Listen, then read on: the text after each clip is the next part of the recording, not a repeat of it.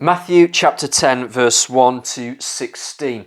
Today's section of scripture is significant for us as a church community because I think it captures something of our identity and of our culture and priorities and calling as a church, because it's all about developing and deploying people. It's about disciple making. It's about mission into the world, not just simply as evangelism as understood by some, but rather that sort of witness that takes place in homes as we spend time with people of peace. Jesus calls his disciples to him, inward, and then he sends them outwards. Once again, it's that covenant kingdom rhythm of Matthew's gospel. Draw close to Jesus first, that's covenant, relationship, intimacy, and then sent out, kingdom activity, responsibility, action. And as they draw close to him, it's in that space that he gives them authority. Authority to do the things that he had been doing.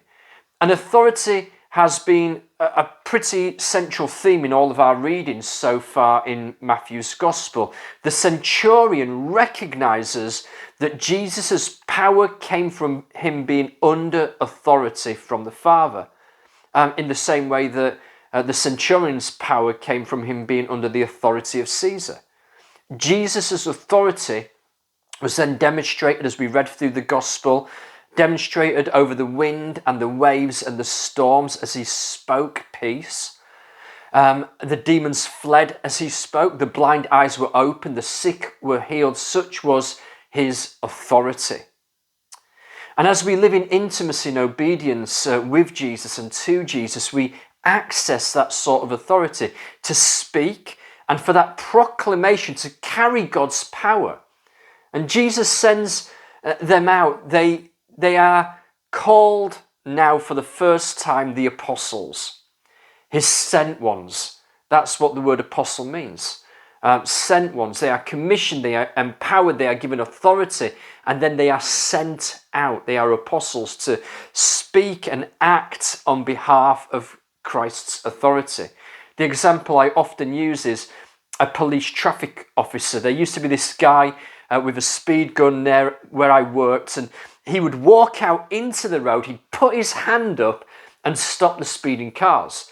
There was something about his uniform, his commission, his authority that empowered him to do so. And here they are sent out with authority and with specific instructions. The Greek word for instructions is paragellon. It literally means military orders. They're really on a mission here, to not get distracted by certain people or certain places, but to obediently imitate Jesus. They're communicating the same message of Jesus, that the kingdom has drawn near, and they're doing the same works as Jesus. I think it's about knowing to whom has God sent us.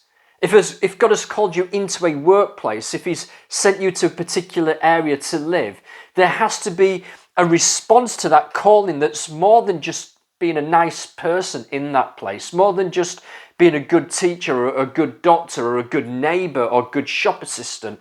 The way we respond to that sentness or being called to a people or a place is through actively bringing the kingdom into that place through our words and our works. That's what we see here.